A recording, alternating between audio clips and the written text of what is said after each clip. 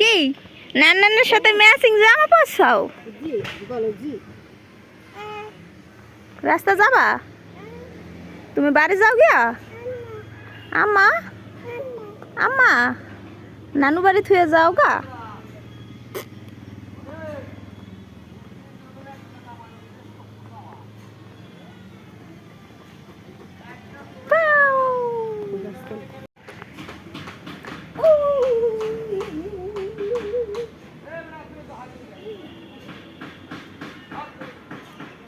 ওই বাবা রে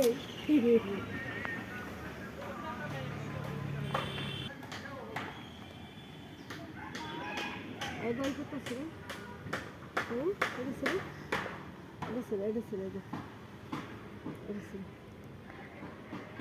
আয়ান হাত ফুটো না জানো?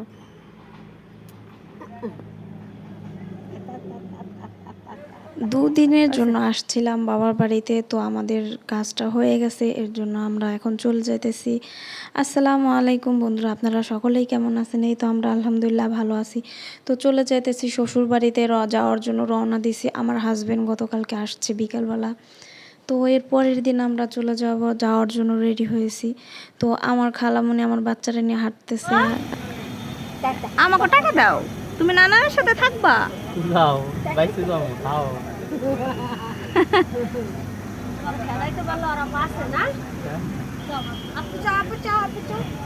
জনে জ্বালান না, একলা জ্বালা যাবে না।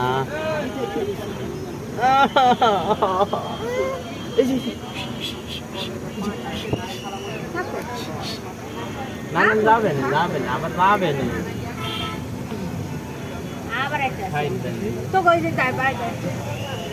টাটা, তুমি নানা থাকো। হ্যাঁ, মাম খাওয়া লাগবে না।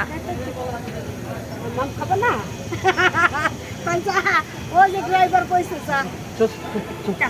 টাটা দাও।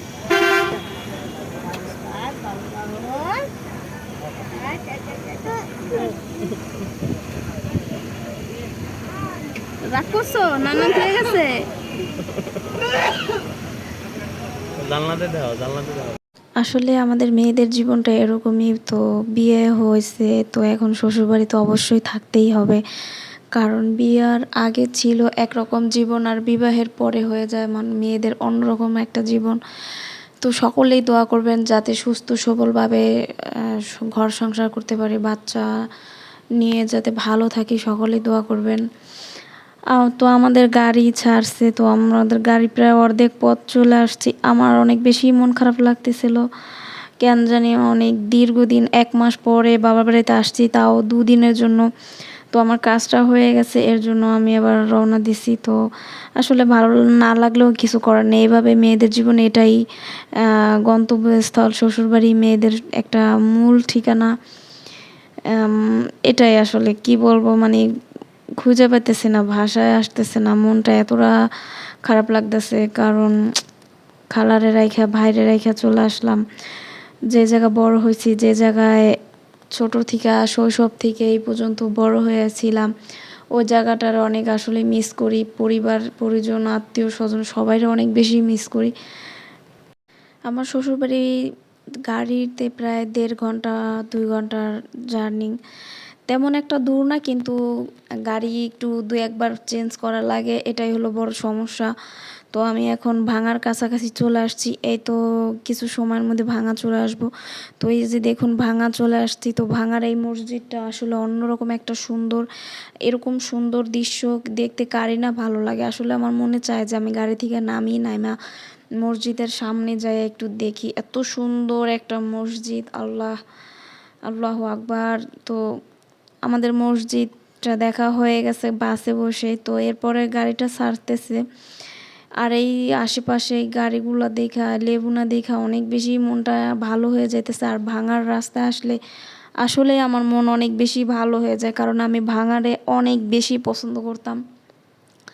আর ছোটোবেলায় বলতাম যে আমার যদি ভাঙা বিয়ে হতো তাহলে আমি এত সুন্দর একটা জায়গা দেখতে পারতাম, মানে কেন জানি এরকম একটা ইচ্ছা ছিল। তো মহান আল্লাহ তাআলা আসলে মনের ডাক অবশ্যই শুনছে। তো শুনে অবশ্যই মনের ডাকে সাড়া দিছে আল্লাহ রব্বুল আলামিন। তো সকলেই আমাদের ভিডিওটা কেমন হয়েছে অবশ্যই কমেন্ট করে জানাবেন। আর ভিডিওটা যদি ভালো লাগে অবশ্যই চ্যানেলটি সাবস্ক্রাইব করে দিবেন যদি আপনাদের ভালো লাগে তাহলে। আর যদি ভালো না লাগে তাহলে কিছু করার দরকার নেই, আপনারা তাহলে ভিডিওটি না দেখলেও পারবেন। তো সকলেই ভালো থাকবেন, দোয়া করবেন, পাশে থাকেন। আল্লাহ হাফেজ, আসসালামু আলাইকুম।